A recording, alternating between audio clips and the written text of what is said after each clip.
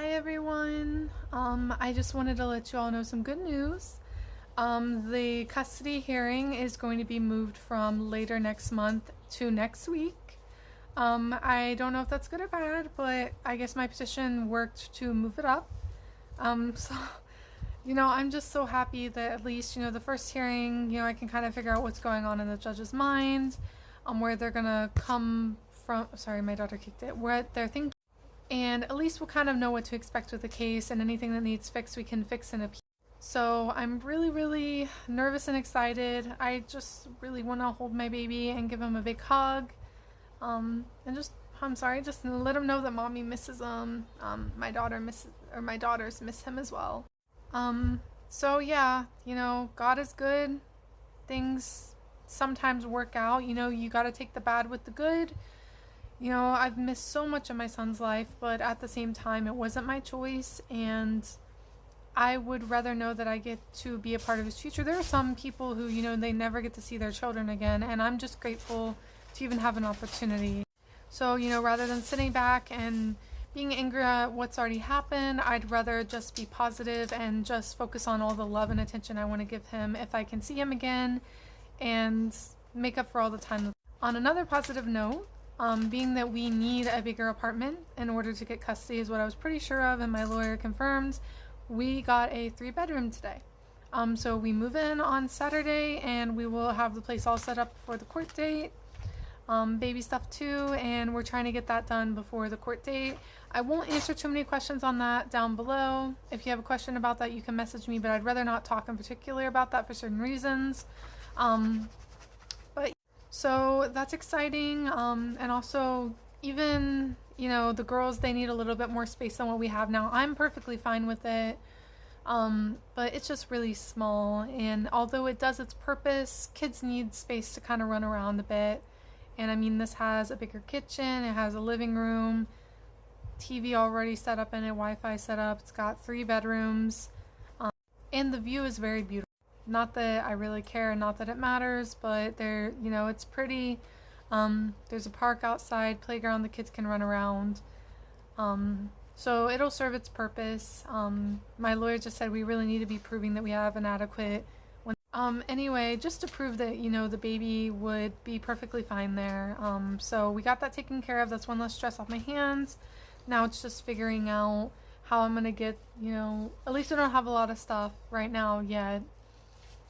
So figuring out how to get that moved over. Anyway, I just want to say, bless you to all of you who have been supportive with both kind words, and people who have donated. Thank you so much. I wouldn't have been able, at first when everything happened, I kind of, I was on paternity leave, and that got changed all of a sudden on me. And then on top of that, going back and forth to court, and the prosecutor's office, or not the court, prosecutor's office, and back and forth for suitcases. That's really hard to keep a job as an English teacher when you have all that going on. I already knew. Luckily I've figured out how to fix that starting next month, but that one time, the 1 month of where that suddenly all got changed, we were going through a very difficult time. I mean, we were getting through it, but all the donations really helped, take that off my shoulders and my family's shoulders with, the last lawyer fee, which was quite a bit. As well as, I had rent and utilities that month, and it's helped so much. Not only that, if anyone knows, if you live in Korea, and maybe if you don't, here the rent is a lot cheaper than what you would expect for, for example, we're getting a 3-bedroom. It would be a lot cheaper for the rent, but the problem would be you would have to put quite a big deposit, and they'll give it back to you whenever you move out. So if you're someone who's like moving out of your parents' house at 18, it's not like the US where you can put like a $500 to $1,000 deposit. Most of the time, I mean, here we did find this place for that, so we were very lucky, but it's just not possible. That's why rent is much lower, and why in the US the rent is like a couple $1,000s a month, because the deposit is so low. So anyway, it's really helped out with that as well, to have a little bit to add on to what I have to put down, a small deposit for the apartment, in order to find us a bit of a bigger place for now. Anyway, I just wanted to share the good news with everyone. I went through the names of everyone who donated. It looks like it's come from, quite a few countries. I'm not just assuming because of names, but I think a couple people left comments as well. I also saw there was some anonymous ones, so thank you to everyone who anonymously donated. And I did see John Cicci as well, which, if you know his case, he had 2 sons. He was from San Francisco, I believe. Sorry, I'm losing my... Anyway, he was the dad who came over to Korea. He had to get a lawyer in both the U.S. because his sons were kidnapped from the U.S. to Korea by the mother. And he had to pay for a U.S. lawyer and a Korean lawyer, which, as you can imagine, is quite caustic since I'm losing my... So I just want to say to John, I know you probably are quite a bit, I don't want to assume things, but quite a bit in debt right now, or you've gone through a lot financially and mentally the last couple years. But, you know, as a fellow parent, you didn't have to, but thank you so much for donating. You know, I'm sorry you had to go through this as well. But also, thank you to everyone in general. Back to what I was saying though, if you know his case, there are quite a few dads that have gone through this, as well as mothers, I believe. He came over and walked on a treadmill quite a few times in Korea to spread awareness about his son's case, and it took him, I believe, about 2 years to finally get his son. Now that right there just shows you that the system is not set up for what's best for the children, because who would separate children from their parent for that long? You know how much that mentally does to them, and you know how it's not good. But anyway, I'm just glad that he did finally get them back. I know that there's a lot of memories missed, but I'm glad they're safe, and I'm glad, you know, he gets to spend, you know, time from now on out with them. I'm losing my words. I'm so sorry. I keep forgetting some. But there is some called the Left Behind Parents. It's a group. If you are ever a parent whose child was kidnapped from abroad into Korea, message me. I'll ask them if they can add you. I haven't added myself yet, though I've spoken to a couple of the members just because I don't have a WeChat. And my tablet and phone space are always quite, you know, full because of all the court cases and probably 100 million photos of my kids. I'm bad about that. So between that and their games, I ran out of tablet space. Anyway, let's just try to stay positive. Also, if anyone didn't see on my last video, there's a mother who urgently needs assistance so she can, you know, have money to get plane tickets to get out of her situation. And I'm not saying it's just a case of, oh, I want to get out of the situation, I want to go back home. No, she needs out. Her life is at stake, and her, you know, baby's life is at stake from what we've, you know, talked about and from what she's posted about.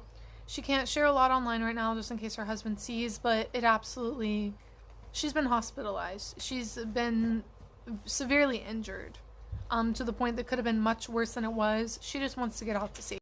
You know, the in-laws aren't really allowing that. She's watched like a hawk. So if you can donate anything, message me privately. Do not share her GoFundMe on Instagram because he watches it a lot, and try not to share it here unless I'll check with her first. She's kind of worried about that. If it were me, if you have a private Facebook, share it on your private Facebook. You know, family, friends, do not share it.